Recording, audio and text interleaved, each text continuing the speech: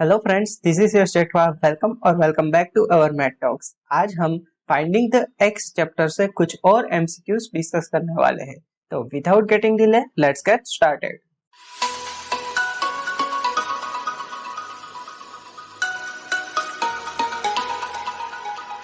हमें पहला क्वेश्चन क्या बोल रहा है?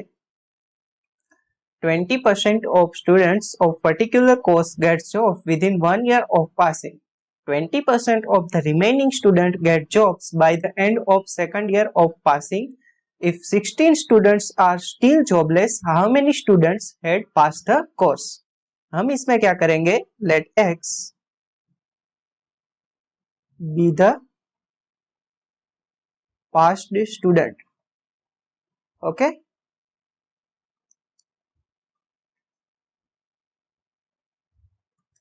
अभी क्या इंफॉर्मेशन दी गई है? 20% of student of particular course gets jobs within the 1 year of passing, यानी कि 20% ऑफ एक्स, 20% ऑफ एक्स ये क्या है? Gets job with in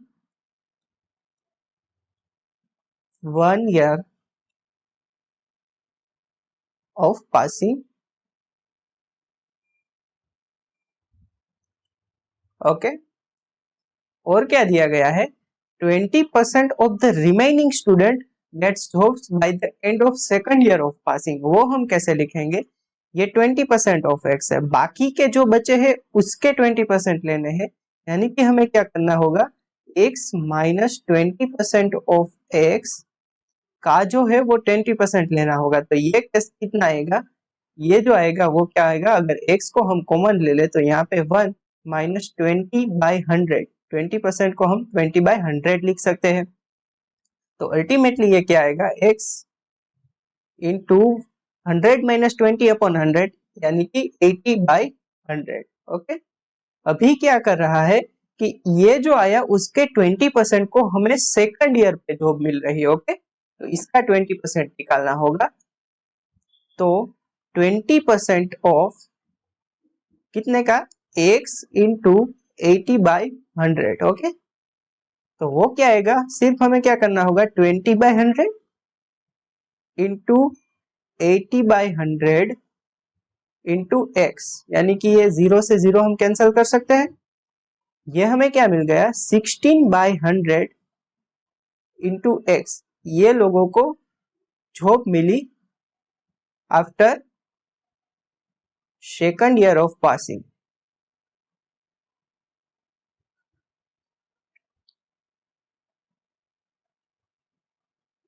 okay, तो ये लोगों को सेकंड ईयर के बाद जॉब मिली, और ये लोगों को 20% ऑफ एक्स, जिसे हम लिख सकते हैं क्या भाई? 20/100 इंटू एक्स। ये लोगों को फर्स्ट ईयर में जॉब मिल गई, राइट? और क्या दिया गया है? If 16 student are still jobless, और 16 स्टूडेंट और भी जॉबलेस है, तो how many student pass the course? Okay, तो हमें क्या करना होगा कि भाई ये जो है, पहले ये 20/100 इंटू एक्स प्लस ये वाले 16/100 इंटू एक्स प्लस 16 जो रिमेनिंग है वो, यानी कि 20/100 into x plus 16/100 into x plus ये जो जॉबलेस है वो 16 equals to total number of passing student, यानी कि x। ये इक्वेशन को सोल्व करनी है और x यानी कि हमें कितने स्टूडेंट पास हुए हैं वो निकालना है। ओके, तो वो हम कैसे निकालेंगे? ये दो टर्म है उसे हम राइट साइड में ले जाएंगे, करेक्ट? तो ये कैसे करेंगे?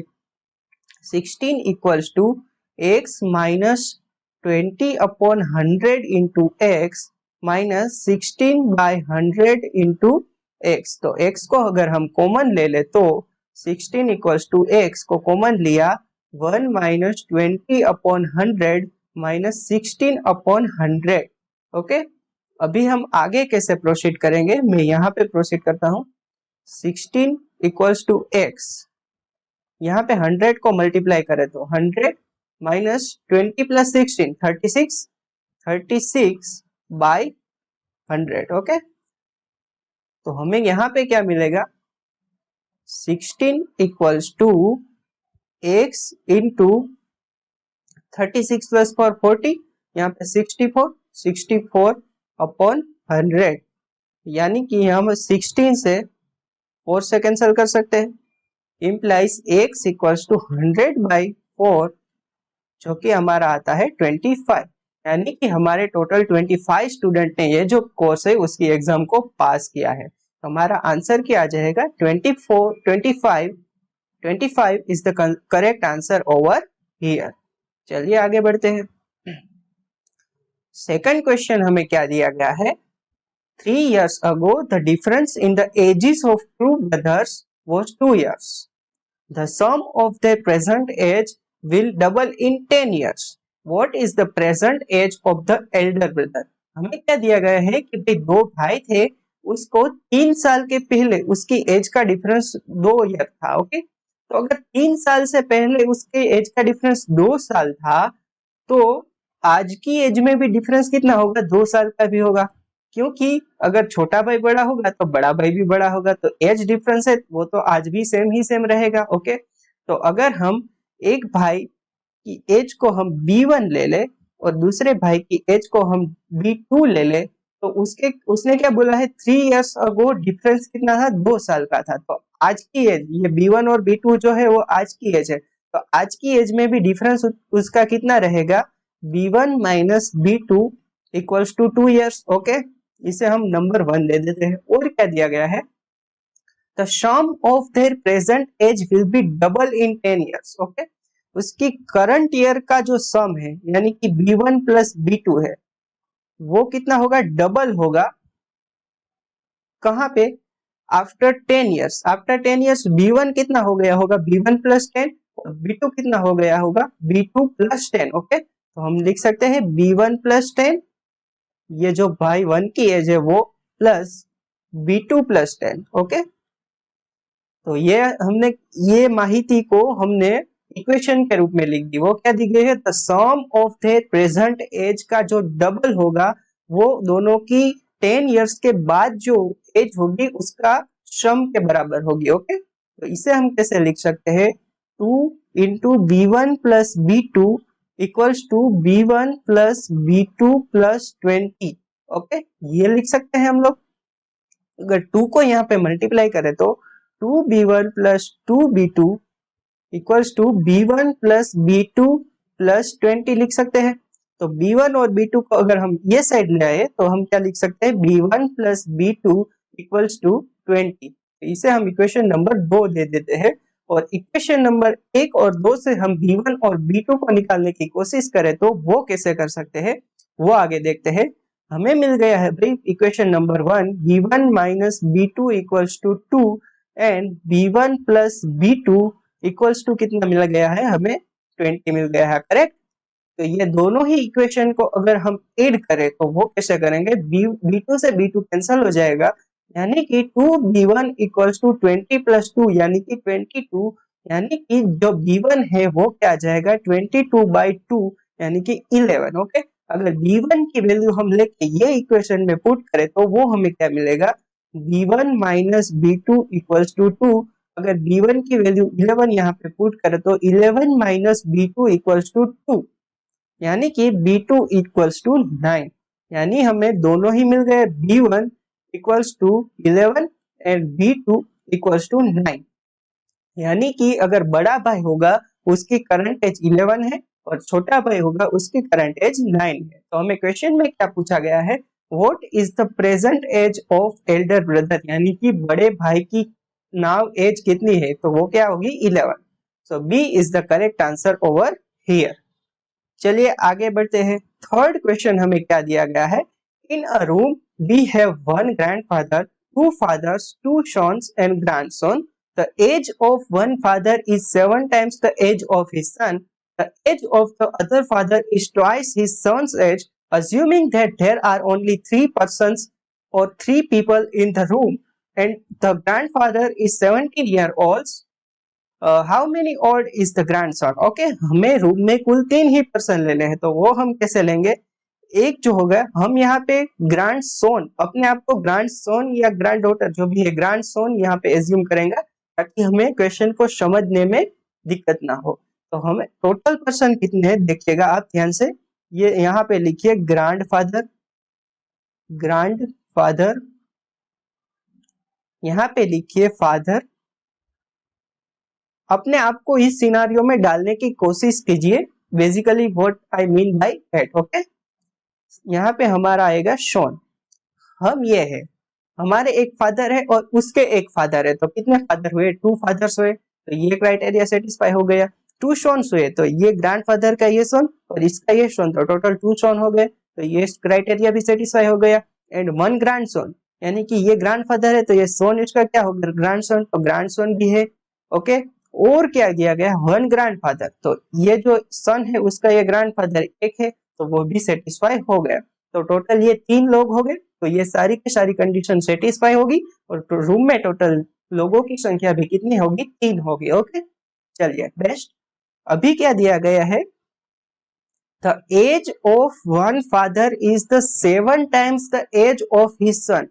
और हमें एक चीज और यहाँ पे दे दी गई है कि ग्रैंड फादर है उसकी एज 70 इयर्स है। ओके, तो ग्रैंडफादर की एज 70 दे दी गई है। अभी इंफॉर्मेशन हम रीड करें तो the age of one father is 7 times the age of his son, यानी कि कोई एक पिताजी है, उसकी उम्र उसके सन की उम्र से 7 टाइम्स बड़ी है। ओके, तो हम ये कह सकते हैं यहाँ पे, या तो हम ये पिता ले सकते हैं या फिर ये पिता ले सकते हैं। अभी हम ये फादर के फादर है उसको अगर हम पिता मान ले, तो वहां पे क्या दिया गया है कि एक फादर है, उसकी उसके सन से एज 7 टाइम बड़ी है, तो हम ऐसा कह सकते हैं कि डिवाइडेड बाय अगर 7 करें तो उसके सन की एज हमें मिल जाएगी। ओके, तो हम ये कह सकते हैं भाई कि फादर की एज 10 साल है। ओके, और क्या दिया गया है? The age of other father is twice his son. Okay, अभी क्या है, यहाँ पे फादर है और एक फादर है, उसके लिए हमने क्या बोला गया है? The age of the other father is twice his son. Okay, ये फादर है, उसको उसकी उम्र जो है उसके सोन से 2 गुनी है। ओके, तो उसके सोन की उम्र उससे हाफ होगी, तो सोन की उम्र यहाँ पे कितनी आ जाएगी? 5। तो हमें क्वेश्चन में क्या पूछा गया है? The grandfather is how old the grandson. इस केस में ग्रैंडसन की उम्र कितनी मिल गई? 5। अभी हम देखें तो ये थोड़ा मजाक का मामला लग सकता है, क्योंकि ये भाई 10 साल फादर की एज होगी और 5 साल ग्रैंडसन की एज होगी, ये कैसे हो सकता है?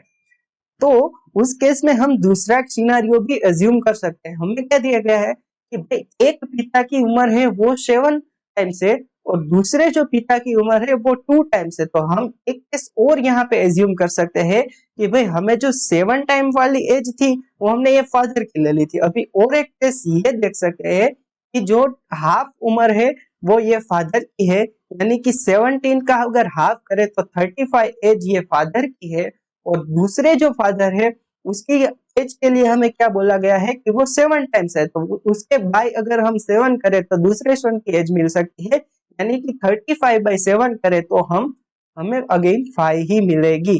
यानी कि किन्हीं भी केसों में ये ग्रैंड सन की उम्र है वो क्या मिलेगी? हमें 5 ही मिलने वाली है। तो हमारा C option is correct answer over here. Okay, चलिए आई होप आपको ये क्वेश्चन अच्छे से समझ में आ रहे होंगे। चलिए आगे बढ़ते हैं। हमें 4th क्वेश्चन में क्या दिया गया है? In an enclosure there were both crows and cows. एक एनक्लोजर में क्रोस और काउस दोनों ही है। If there are 30 head and 100 legs, what is the fraction of them are crows. हमें क्रोस का फ्रैक्शन निकालना होगा। क्रोस के फ्रैक्शन को निकालने से पहले हमें क्रोस कितने हैं और काउस कितने हैं वो दोनों ही निकालने होंगे, और वो दोनों निकालने के लिए हमें इक्वेशन की इंफॉर्मेशन को यूज करना होगा। तो वो कैसे करेंगे? In an enclosure there were both crows and cows. हम अगर क्रोस को C1 नाम दे दे, crows equals to C1, and cows को हम अगर C2 नाम दे दे, cows equals to C2। Okay, और क्या दिया गया है? If there are 30 heads and 100 legs.